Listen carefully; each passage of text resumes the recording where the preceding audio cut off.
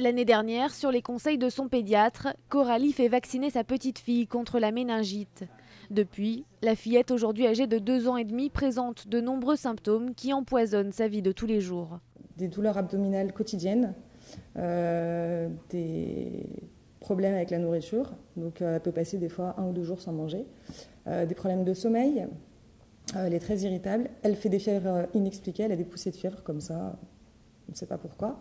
À force de recherche, Coralie se rend compte que sa fille a été vaccinée avec un lot défectueux qui était censé avoir été retiré du marché. Le laboratoire ne lui fournit aucune explication. Aujourd'hui, en lisant les dernières analyses de sa fille, la colère se mêle à la peur chez cette jeune maman.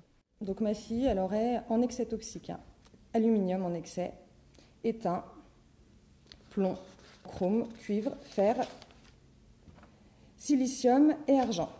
Quand est-ce qu'il y a eu une erreur? À quel niveau? Pourquoi est-ce qu'il a été retiré? En fait, on veut savoir ça. Et surtout, est-ce qu'il y a des risques pour la santé de nos enfants maintenant et au futur? 40 familles dans le même cas ont engagé une action en justice. Parmi les enfants concernés, certains ont développé des scléroses en plaques ou des maladies auto-immunes. Je crois qu'il y a une chaîne de responsabilité qui part du laboratoire, qui arrive à l'ANSM, qui tout de même est le gendarme du médicament, et qui peut éventuellement continuer entre les mains du pharmacien. Aujourd'hui, le vaccin incriminé n'est plus disponible sur le marché. Le laboratoire CSP, distributeur du Méningitec, n'a pas souhaité réagir. La première audience dans cette affaire doit avoir lieu en septembre.